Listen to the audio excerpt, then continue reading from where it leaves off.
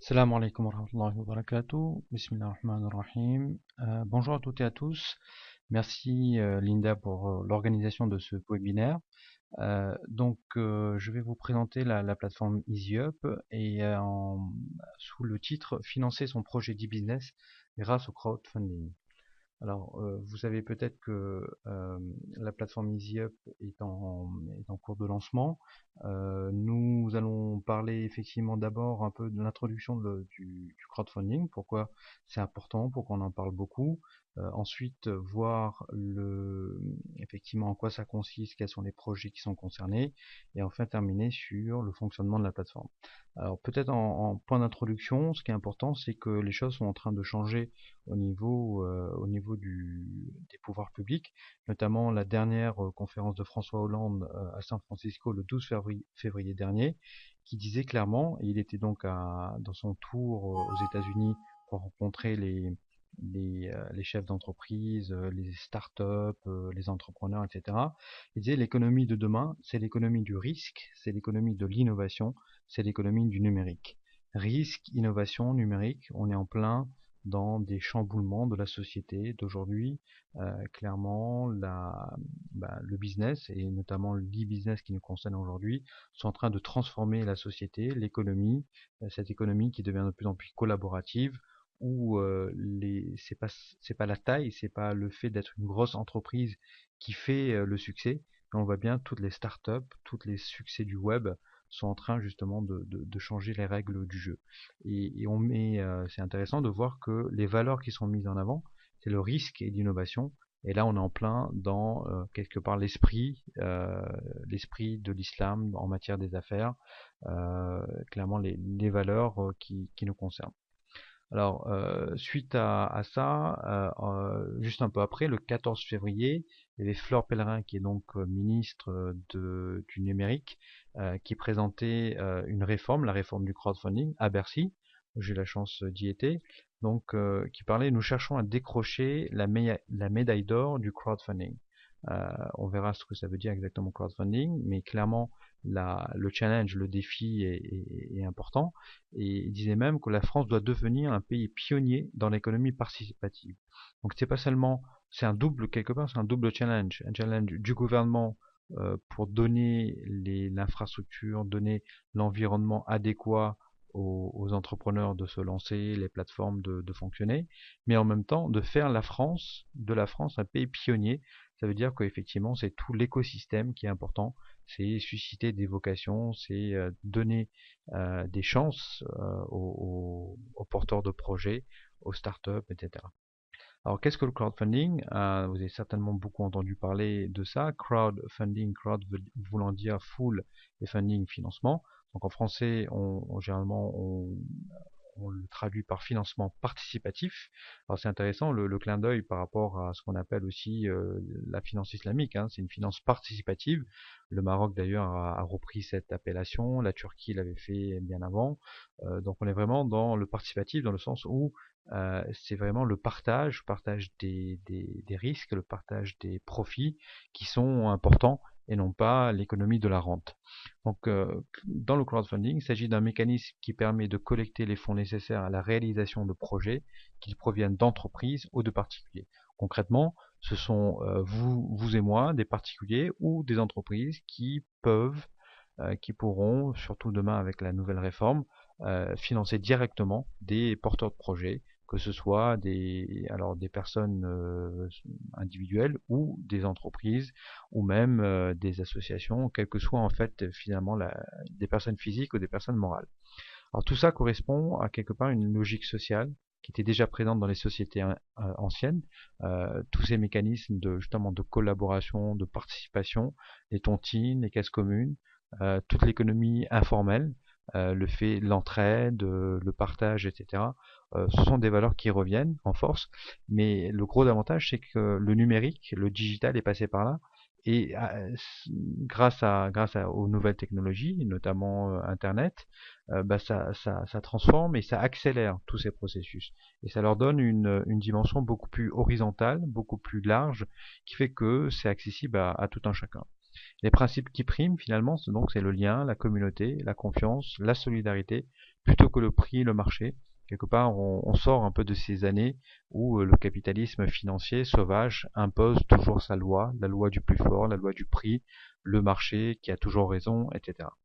Et ce qui est en jeu, ce sont des réseaux structurés qui se structurent et qui agissent comme des moteurs de la dynamique de financement avec ce qu'on appelle les théoriciens, que ce soit des universitaires, des chercheurs, appellent les liens forts. Donc ce sont vraiment la famille, les amis proches, les frères et sœurs en Dieu. Vous voyez que même les chercheurs parlent de ça, la communauté finalement au sens noble du terme, la fraternité, et ça existe effectivement dans les cercles confessionnels et largement dans l'islam.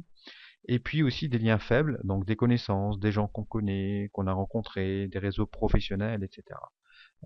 Et on verra que finalement, c'est en touchant ces cercles-là, ces cercles et ces liens, qui fait qu'on va construire sa communauté, la communauté du porteur de projet, et qui fait que ce sera un succès dans sa levée de fonds. Alors, ces mutations sont propices au développement du crowdfunding. On a vu effectivement des phénomènes sociétals, économiques et d'usage aussi. Ça aussi c'est important, c'est que aujourd'hui la simplicité de la technologie, le fait que notamment par exemple l'iPhone, l'iPad, etc. sont accessibles à des gens âgés, mais aussi très jeunes. Donc ça accélère justement la prise en main de ces différents outils. Alors rapidement, un panorama sur les grands chiffres dans le monde.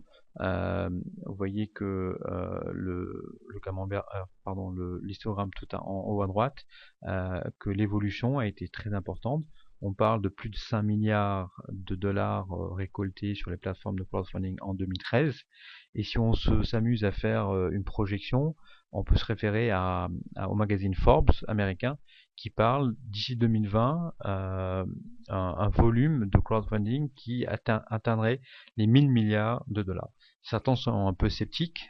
On va dire que bon, le plus important c'est la tendance. Clairement, ce sont des croissances assez impressionnantes. Et on parle même que certaines plateformes comme Kickstarter, comme Indiegogo, etc. doublent de taille tous les ans. En haut à gauche, vous voyez la même chose mais au niveau européen, et le Royaume-Uni qui est bien en avance parce que eux bénéficient d'un contexte réglementaire beaucoup plus libre où les choses sont moins contraignantes. La France était en développement. Bon, alors ça ce sont les chiffres 2012, on verra que 2013 ça a un peu changé, juste la slide d'après. En termes de répartition des modèles, c'est intéressant de voir qu'il y a 4 grandes formes de typologie de crowdfunding. Donc d'abord les dons simples, et ça essentiellement dans le caritatif, dans tout ce qui est humanitaire, etc. Ça rien de nouveau, hein, ça existait depuis bien longtemps. Ensuite les dons avec contrepartie. Alors c'est là qu'il faudra qu'on identifie un peu plus qu'est-ce que ça veut dire. Dons avec contrepartie, généralement, ce sont essentiellement dans les projets artistiques, musicaux, etc., où le porteur de projet fait bénéficier d'un album, d'un DVD, d'une dédicace, d'un objet à ses contributeurs. Mais il n'y a pas une contribution financière. Ensuite, vous avez les prêts, alors ce qu'on appelle les prêts rémunérés, prêts souvent avec intérêt. Alors ça se développe de plus en plus maintenant, parce que les gens attendent effectivement une certaine rémunération par rapport par rapport au placement qu'ils font. Alors on verra que ça c'est pas forcément ce qu'il y a de plus alors c'est clairement pas halal parce que c'est rémunéré par un intérêt, mais on verra qu'il y a des formes de financement qui peuvent être halal. On verra les différentes conditions. Et ensuite, ce qui est intéressant, c'est, mais là c'est encore très petit, mais c'est en fort développement, tout ce qui est titre de participation. Donc ça veut dire que là on est vraiment comme des associés, actionnaires de la société, on rentre directement dans le capital, donc on va prendre tous les risques, mais en même temps on pourra être rémunéré avec des dividendes et aussi bien sûr à la plus-value de cession des titres. Alors en France justement, donc le dernier baromètre vient d'être publié avec l'association FPF, la Finance Participative France, dont nous sommes très proches. Donc les derniers chiffres de 2013, plus de 78 millions d'euros, ce qui fait presque un triplement des fonds collectés entre 2012-2013. Alors je me disais, c'est la tendance qui est intéressante. Le deuxième graphe vous montre la courbe de progression, alors qui s'arrête au premier semestre 2013, parce que ces chiffres-là sont en train d'être compilés un peu partout. Et ce qu'on voit aussi en haut de la courbe, c'est le nombre de projets. Donc 23 000 projets finalement. De mémoire, les chiffres sont encore une fois en train d'être finalisés, mais on a terminé avec plus de 35 000 projets sur 2013. Et la répartition, vous voyez qu'en France, elle est un peu différente de la répartition mondiale, et notamment les fonds propres, ce qu'on appelle les plateformes d'equity, sont assez actives en France, comme plusieurs sites existent, hein, Finance Utile, Anaxago, WeSeed, etc. Vous avez toujours les prêts, les dons avec contrepartie et les dons sans contrepartie. Donc le plus gros de l'activité, c'est effectivement dons avec contrepartie, et là des grosses plateformes qui existaient depuis pas mal de temps, comme My Major Company, Ulule, etc., KissKissBankBank, et les plateformes de fonds propres dont on vient de parler. Alors dans tout ça, on a un peu cette ambition qui est de se dire euh, la finance islamique, en tout cas une finance qui respecte les règles de l'islam, l'éthique musulmane, a toute sa place dans ce système de crowdfunding. On voit bien que ça sert vraiment à l'économie réelle, on est au service de porteurs de projets. Donc pour nous, notre concept, c'est participer au financement vertueux des projets de la communauté. Financement vertueux parce que justement c'est vraiment l'économie réelle, c'est en dehors de toute spéculation, en dehors de toute rémunération sans risque, sur la rente, et des projets de la communauté, parce que comme on l'a vu, l'idée du crowdfunding, c'est vraiment créer sa communauté. Alors communauté qui est proche, qui est peut-être basée aussi sur ses coreligionnaires, mais plus large aussi, réseau professionnel, etc. Alors, EasyUp est dédié à des projets à but caritatif et lucratif. Alors, on exclut l'humanitaire parce qu'on pense qu'il y a déjà pas mal de choses qui existent en ce sens. Alors, c'est une plateforme de crowdfunding mettant les porteurs de projets en relation avec des personnes désirant donner, prêter ou investir en donnant un sens à leur épargne. Alors, c'est bien les trois formes dont on va parler: donner, prêter ou investir. Tout ça, bien sûr, de façon halal et avec une rémunération s'il y en a, une rémunération juste et équitable, et bien sûr compatible à l'éthique musulmane. La plateforme EasyUp assure par ailleurs un accompagnement sécurisé par la mise en place de contrats conformes à l'éthique musulmane. Donc clairement là-dessus, c'est un peu notre obligation, c'est notre promesse par rapport aux contributeurs, et bien sûr on va mettre un certain nombre de choses en place, notamment une charte éthique, etc. EasyUp est une plateforme, alors si on veut essayer de regarder ça de façon différente, c'est un peu fait la synthèse entre le caritatif et le lucratif, et surtout essayer parce que justement quelque part on est en train de créer ces modèles, parce que ça n'existe pas vraiment. Le concept est, comme on disait, intéressant, c'est l'économie réelle, mais après il faut pouvoir proposer des outils financiers, des instruments financiers et juridiques qui justement garantissent cette authenticité, garantissent ce côté éthique à, à l'islam. Ce sont des modalités rendues possibles grâce à notre expertise en matière de jurisprudence musulmane appliquée aux échanges économiques et financiers. Vous savez qu'on est une jeune start-up, une jeune entreprise innovante, mais dédiée à ces activités de finance conforme à l'éthique musulmane. On travaille beaucoup aussi bien avec des juristes, des notaires, le comité de conformité éthique, donc notamment les savants de l'ASERFI, qui sont vraiment spécialisés dans ce domaine. Alors, pour nous, il y a trois leviers dans cette dimension de crowdfunding, et notamment par rapport à la communauté. La première, alors, et les valeurs derrière, c'est aussi effectivement la confiance, c'est le partage, c'est une rémunération, encore une fois, transparente, mais équitable. Donc, un des premiers points, c'est je te fais confiance car d'autres de la communauté le font et tu fais preuve de transparence. Donc, ça, c'est important, c'est que c'est vraiment ces systèmes sur Internet, hein, on va pas reprendre les likes de Facebook, mais c'est des gages de crédibilité. Si plus tu as une communauté qui rassemble, qui est large, plus ça veut dire que effectivement tu as réussi à convaincre, et donc ça fait un peu office de boule de neige,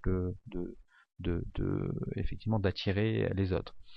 Donc ça c'est pour quelque part attirer les contributeurs. Mais après il faut passer à la partie de contribution financière. Bon, je te donne tant et on partage tant sur un principe participatif clair. Alors là on dit donne, mais on peut très bien dire prêter, investir, etc. On parle généralement de contribution, crowdfunding. Après, quelle que soit la logique, si elle est à but caritatif ou pas. Mais donc clairement, si on le fait, si on contribue, quelque part derrière, si on attend un retour financier, ce retour financier doit être basé sur justement, non pas une rente, non pas un intérêt, mais un partage des profits. Et ça, le principe participatif, il faut qu'il soit clair, il faut qu'il soit transparent, il faut qu'il soit connu, il faut qu'il soit compatible avec les règles de l'islam. Et clairement, vous savez, c'est un peu le principe des 3 P, le partage des pertes et des profits. Donc s'il y a des pertes, alors selon les modalités qui sont prévues au contrat, on partage ces pertes-là, et bien sûr, quand il y a des profits, on fait aussi cette répartition des profits selon la clé de répartition qui a été établie bien en amont dans le contrat initial. Enfin, troisième levier, c'est je peux faire appel à des référents pour certifier les contrats et arbitrer nos éventuels différends. Donc ça aussi c'est important, c'est que une des sagesses de l'islam dans les affaires, dans la jurisprudence des affaires, c'est justement d'éviter les litiges. Et comment on évite les litiges? Déjà en évitant tous les problèmes d'opacité, de transparence, d'incertitude, d'aléas dans les contrats. Donc ça déjà en amont on va filtrer un certain nombre de choses, mais aussi par la suite on fait des audits. Et en cas de problème, on peut faire appel à des référents. Donc là, par exemple, le comité de conformité éthique avec lequel on va travailler pourra très bien jouer ce rôle d'arbitrage et même mieux pour essayer d'éviter des problèmes, c'est de conseil et d'incitation au développement. Voilà, donc la prise de risque et la recherche du profit sont encouragées dans l'islam, il ne faut pas se tromper, il n'y a aucun problème de faire des affaires, faire du business, être commerçant. Vous avez tous les grands prophètes, et bien sûr le prophète sallallahu alayhi wa sallam lui-même était un marchand, donc aucun problème là-dessus, du moment encore une fois, qu'on respecte ces différentes règles, et notamment le capital, il doit toujours être associé à du travail et raison de plus à l'entrepreneuriat, qui est une source de richesse, source de création de richesse et bien sûr de création d'emplois. Et rien de mieux que de créer des emplois, créer du lien social autour de soi. Alors notre plateforme, ça c'est la maquette de notre plateforme. Pour des raisons techniques, on a décidé de ne pas aller directement sur la plateforme, mais vous voyez ici à quoi elle ressemblera. Donc assez classique dans la présentation. Donc on disait Easy Up, c'est vraiment cette notion de une communauté à bâtir. Un des projets phares sur lesquels on est en train de travailler et qui sera un des premiers projets sur la plateforme, c'est le Muslim Show qui lance des agendas, qui va faire appel à la foule, faire appel à la communauté des internautes pour contribuer sur son projet, et bien sûr derrière avec ces différentes contributions, que ce soit en termes de partage, de profit, ou même il y a différentes techniques de précommande, de prévente finalement. On vous dit pas tout de suite tous les autres projets parce qu'on ça reste quand même assez confidentiel et c'est l'effet de surprise, mais vous aurez l'occasion de découvrir ces différents projets. Dans notre première version pilote du site, je pense qu'on restera à 3 ou 4 projets maximum, mais c'est quelque part pour nous important de bien faire les choses, d'avoir une période de test avant de pouvoir aller plus loin. Et justement, on avait pour concevoir la plateforme, on avait fait un sondage à fin 2013 sur notre base internet, notre site internet. On avait eu plus de 300 réponses avec différents profils, et ça c'était bien. C'était aussi bien des donateurs, des épargnants potentiels, des investisseurs, donc qui correspondent aux différentes typologies d'intervention, de contribution, que ce soit les dons, les prêts alors bien sûr halal, le capital, etc. Et on avait aussi plus d'une centaine de porteurs de projets dans différents domaines. Et ça c'est bien, donc on avait aussi bien la voix de ceux qui vont contribuer que ceux qui vont solliciter pour la collecte de fonds. Alors ce qui ressort de ces sondages, c'est qu'il y a un gros effort à faire sur la pédagogie. Certaines personnes connaissent mais demandent à savoir un peu plus exactement, concrètement comment ça fonctionne. Alors je pense que c'est vrai que le crowdfunding commence à devenir un peu plus connu, mais après c'est savoir concrètement au sein de l'éthique musulmane comment on transpose les différentes règles, comment ça fonctionne en pratique. Il y a besoin de tester aussi en pratique le crowdfunding. Souvent on a entendu soit à la télé des articles, etc. Mais tant qu'on n'a pas fait un test soi-même, on comprend pas forcément cette logique. Pourquoi ça fait du buzz, pourquoi c'est important, et avoir un peu ce qu'on appelle ce bonding, ce lien qui se crée avec le porteur de projet. Est-ce que il me paraît bien, c'est quelqu'un qui a bien compris les choses, est-ce qu'il ce qu'il me propose, sur quoi il communique, il le fait bien, etc. Est-ce qu'il mérite quelque part ma confiance? Et après derrière, c'est des motivations, pas seulement de rentabilité, on verra. Alors justement parce que la forte attente des personnes sondées concerne le côté éthique. Donc pour eux c'est vraiment important. Une plateforme qui se dit conforme à l'éthique musulmane, bah, clairement il faut démontrer quoi, comment, et aussi la transparence des projets. Donc ça pareil, il faut filtrer un minimum en avant, accompagner les porteurs de projets pour qu'ils fassent preuve vraiment d'un maximum de transparence, qu'il n'y a pas de flou, d'incertitude. Et ce que nous disent aussi les gens, c'est que la sécurité est importante, bien sûr, la sécurité, parce que là, on va collecter des fonds, et ces fonds-là, il faut pas que ça aille dans la poche de n'importe qui. Donc là, je vous rassure, c'est que maintenant, avec la nouvelle réglementation, tout ça est très clair. Il faut absolument avoir une plateforme seule qui, par exemple, a un compte bancaire et demanderait aux gens de verser sur son compte bancaire. Maintenant, ça, c'est interdit par la loi, ce sera puni. Ça se faisait encore jusqu'à récemment, mais clairement, maintenant, c'est plus possible. Même une plateforme de dons, si vous voulez, si vous êtes une association caritative et vous voulez mettre sur votre site internet collecte de dons, maintenant on n'a plus le droit de faire appel à des tiers, sauf si ce sont comment dirais-je, ce sont des clients qui sont, enfin des donateurs que vous connaissez déjà, que vous sollicitez pour avoir un accès privilégié sur un site internet, mais à faire appel à la foule, à des tiers pour envoyer des sous directement sur internet, maintenant ce sera plus possible. Il faut passer par ce qu'on appelle des établissements de paiement, les EP, ou alors par des prestataires de services de paiement, ou même où la plateforme pourrait par exemple prendre le statut de agent de service de paiement. Donc tout ça sont de plus en plus documentés maintenant.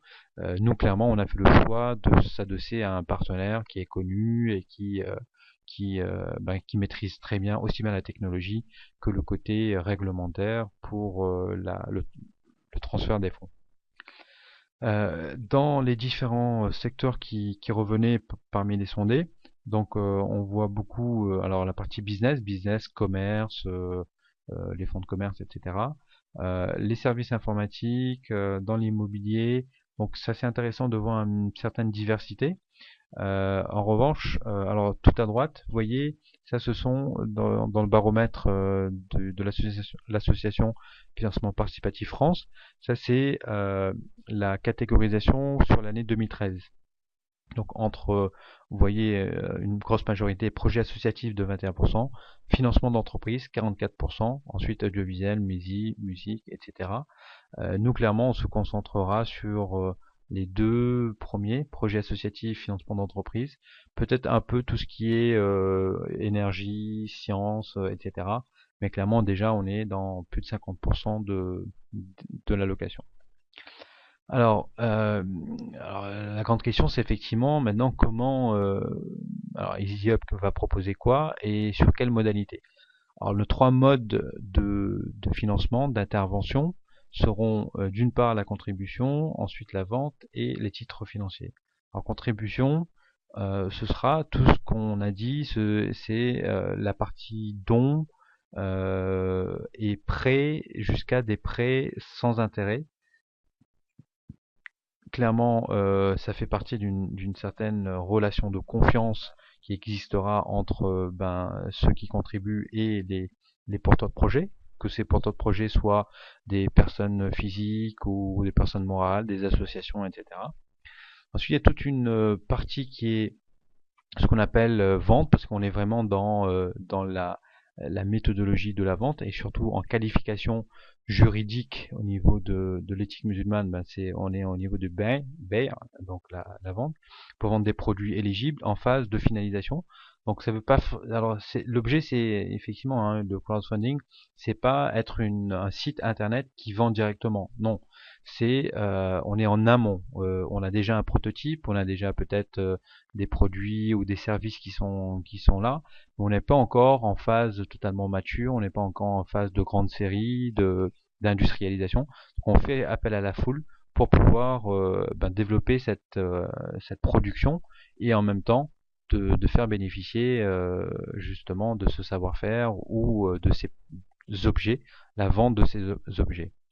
Enfin, la troisième partie, qui correspond davantage à des projets qui existent déjà, qui sont capables de lever des fonds, soit par des titres en capital, des actions de parts sociales, ou alors, ce que nous, on va vraiment, ce qui est un peu notre force, qui est les prêts de partage. Ce sont une forme de prêt qui justement est vraiment basé sur le partage. Vous savez que alors le mot prêt peut prêter à confusion parce qu'en islam, un prêt est toujours sans intérêt, c'est un prêt qard hasan, donc de bienfaisance.